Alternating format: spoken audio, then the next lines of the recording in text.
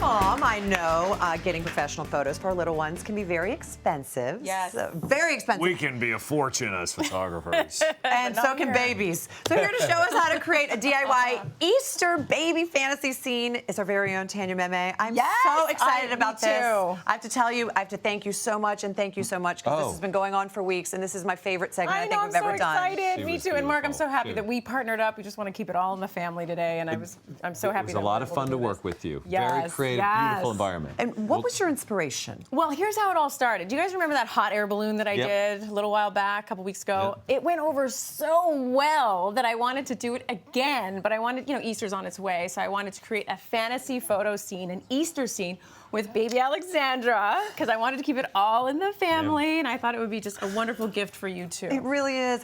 This is our first big photo shoot, you guys. This is the first time. I know, and I get to do it with her. She was amazing. Exciting. Just so you know, she was amazing. All right. So what was how did you get started in all this? What do we need to get started? Okay, so the first thing I started on the eggs. Okay, right here.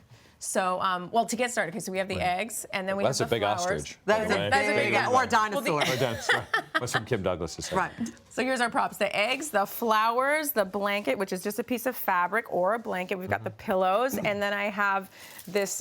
It's like a grapevine wreath that you can get at any craft store. So don't be intimidated by this guy here. All right. And you were inspired by Ann Getty's, correct? Yes, Ann Getty's. You know how expensive those photos can be? They could be thousands of dollars. Well, it's Ann Getty's. Right. Well, Mark's just as expensive. He just did us a favor here. Yeah, I threw you a bone. But we're showing you how you can get that look at home for about $30 to $40, and have a lot of fun while you're doing it too. So wow. Yeah. All right. Well, earlier today we get started on the eggs. Yes. So you see these little speckled eggs here? This is how I made them. So super easy. Bought the plastic eggs at a craft store, and I just spray painted them with. You can spray paint them any color you want. I chose blue, and then to get the little speckled, effect on it, I just sort of you just take your paintbrush and just you really did that. Just splattered it on. Yeah.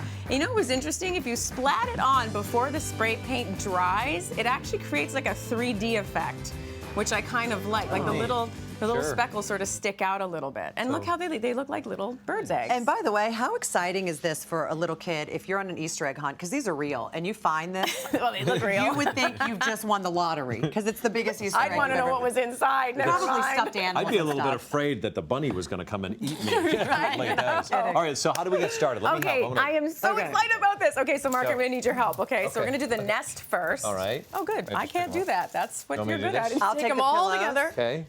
Yeah, so the first step, we want to set it a little far back, because you want to be able to set maybe a little bit, just a tiny bit right there. You want to create enough space in the front to really sort of add the detail to the front as well. And then next to the pillows, of course, you want to make it soft.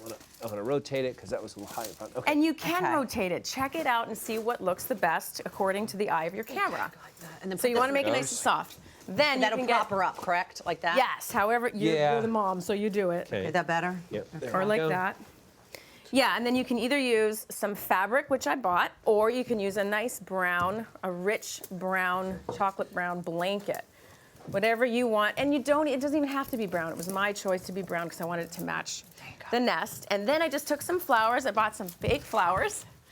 And I'm Everybody just loves sort of fake flowers. Feather them through. So we'll put some here. Okay, some on this side. Now, when we did this, I'll share this a little bit more in the segment coming up next, but Tanya and I worked together on this because I showed her the frame that I wanted to use. Yes, which is important to know. So you did not do any garnish outside of that and waste time and energy trying to do the whole area. It was just limited within the frame. So it's nice to know if you're going to shoot this yourself, be it your iPhone or your point and shoot, kind of get the angle that you want, know if you're going to drop down low or shoot from a higher position, and then sort of mark it and take a picture and know exactly where you're going to be putting things into place, and then you don't overdo it. And the other thing, too, is, you don't need a lot of space. So you can take some furniture out of the room, too, move it around a little bit, and just create your little fantasy area just like this. And you can, you can change up the flowers, change up the color of the eggs, really have fun with it, and create your own fantasy Easter scene if you'd like. Oh my God. This was super easy, and Mark, I had a great time putting this together. Oh, it was a lot of fun. With you, it was so exciting. A lot of fun. And so we're ready to we're ready to have little baby. Put her in here. Alexandra, come in here. Oh, Yeah, we do need the star of the photo. Yes. Where is she? Is she coming in? Oh, there she is. Come here. What are you wearing, my little chicken? My little chickie, what are you wearing? I'm honored, Debbie, that I got to dress your baby up as a chicken. So with her costume, all I did is I got a white feather boa. Literally, it's all I did. I got a white feather boa. I cut it in little pieces. I glue gunned it here, obviously not while she was wearing it.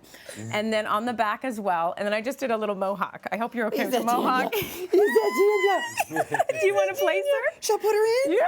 Okay, let's see. Well, all right, we're going to get her settled in. By the way, more information on how Tanya put this all together, we're going to put on our Facebook page as well. And then when we come back, getting that picture-perfect baby photo, I'm going to reveal some little secrets, some insights, and the final shot. The final shot of little baby Alexandra next. Yes, let's start to get her set up in there.